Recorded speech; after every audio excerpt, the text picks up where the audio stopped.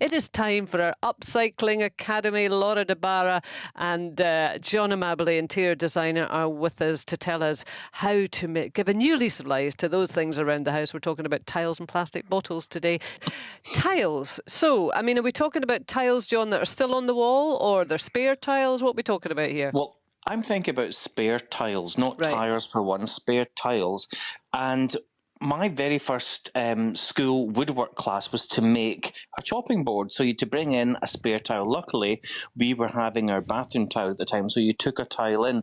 Now, it did involve a little bit of woodworking, but that was the craft we did, and I actually got the top prize.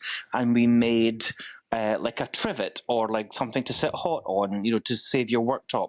So I don't think my mum still got it because it wasn't that good. But anyway, there is a good use for old tiles because they're great for protecting surfaces from heat and further damage. If you've got a bag of tiles or offcuts, and in my balcony in my holiday home in India, as I keep talking about, what they have done, because it's very cost effective, all the tiles they use for all around the apartments, they made some crazy paving with them. Not everyone's cup of tea, but it's durable. It lasts through the monsoons. So you can make lovely mosaic insets. And even if you're doing doorsteps or you run out of tiles, it's great to be pretty crafty with old chipped up tiles. Well, yeah, because they're often really pretty, aren't they, with really vibrant colours? Absolutely. I mean, if you get them all the same sort of size, you could actually do something quite Romanesque that would look like a sort of beautiful mosaic pattern. And if not, just smash them up, make sure all the edges aren't sticking out so you don't cut your feet off in them, and embed them in a lovely bit of cement, clear it all off, and it does look amazing. Yeah. And Laura, what if they're still stuck to the wall and you're just sick of the sight of them? Oh, it's so common. I think tiles, because they basically are the vertical surface you see them the minute you walk into a room usually. You can do so much with them to transform them without spending very much money. The first thing is painting. Just you have to make sure that you'll be painting the grout as well. It barely ever works out not to paint the grout. So go for a light colour usually, I think always works. You just need a primer and the paint. If you re-grout, you can transform the look of the tiles. Usually it's grout letting it down or silicone. You can spray them as well with kind of like a latex spray. But then decals are one of the best ways to transform a tile. They're just stickers you can buy on the internet, hardware stores. You can go as crazy or as simple with them. You cut them to the size, or you buy them in the exact same size as the standard tiles that you have. You stick them on and you can peel them off. So if you're renting and you hate your landlord's tiles, but you don't affect your deposit, decals are the way to go. And then if you're looking for spare tiles around your house because you've decided, oh, I'd love to do one for like a teapot holder or something like that on the table, look under your bath. It's where all plumbers. And then if you're looking for spare tiles around your house because you've decided, oh, I'd love to do one for like a teapot holder or something like that on the table, look under your bath. It's where all tilers will put spare tiles after they finish the job. If there's some left over afterwards, they always put them under the bath. There you go, handy hint. Just on the painting of it though, Laura, do they ever look that good, painted tiles, or do they not just scream at you, I'm a painted tile? I think they can look great if you lean into the look of like a full block of tiles. When I've done them before, I've often done like a chalky pink. If somebody's going for like quite a retro look in a kitchen, kind of like that 50s style.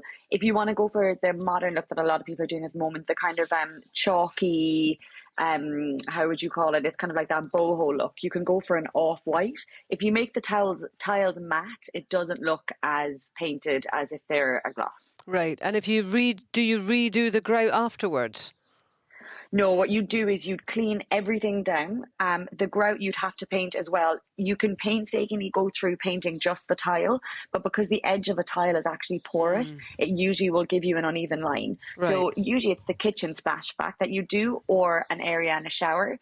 But one of the top things to do is paint the grout a colour. You can go for a pop of colour or charcoal for a more industrial look. Right, okay. And John, plastic bottles. I mean, can you upcycle plastic bottles? Absolutely. I mean, those in themselves become great containers for if you've got extra rice at home or if you've got extra dried peas. They're great for containers. Or also, if you're keen in gardening, you can use the bottle, drill some holes into the top, into the stopper, and it gives a nice little light watering can for seedlings. But as I was away at the weekend walking, which in itself is very, very unusual because I'm not built for speed or endurance. I'm purely decorative, as you know.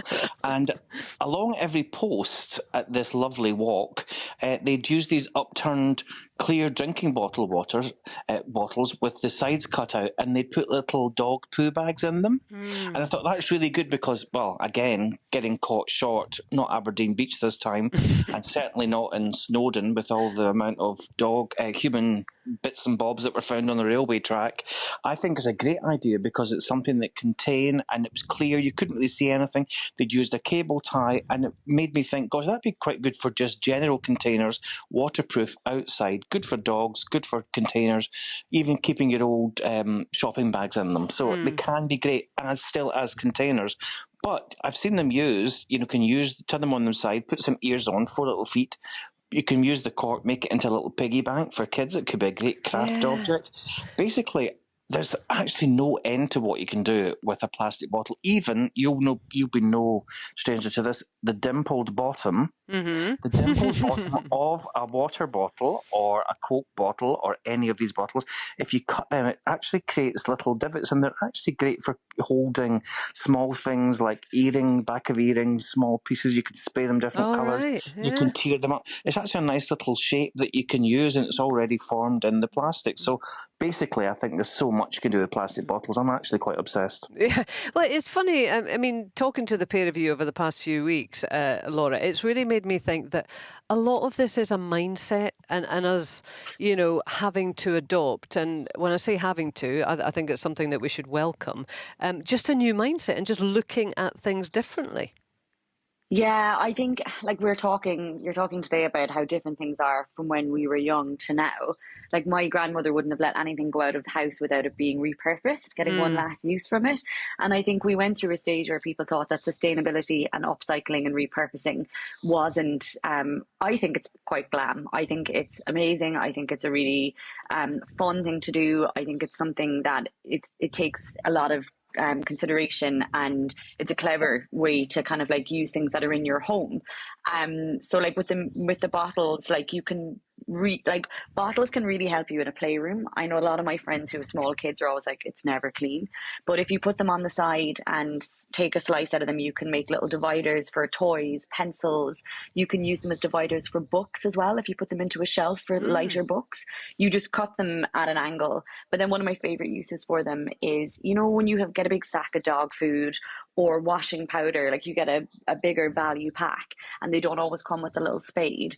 You can cut a milk bottle, because milk bottles are one of the main bottles I throw out here.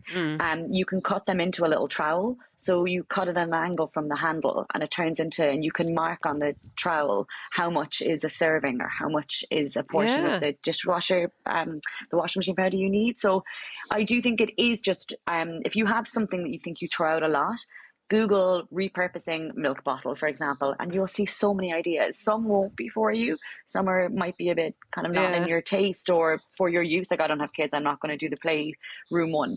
But eco bricks is another way. A lot of people don't realize that it's a kind of bit of a movement in sustainability at the moment, where you collect all of your non-recyclable plastics within plastic bottles, and you can donate them. There's one in, I'd say, almost every area. There's people who collect eco bricks, which are basically plastic bottles filled with unrecyclable plastic, and kids love it. It shows them exactly how much plastic we're bringing into the home that we're not getting rid of properly, and also it's then made into furniture and structures that live forever. So there's always a way to reuse what you're throwing out instead of just dumping it. It's great. It really is. It's really opened my eyes, as I say, over the past few weeks.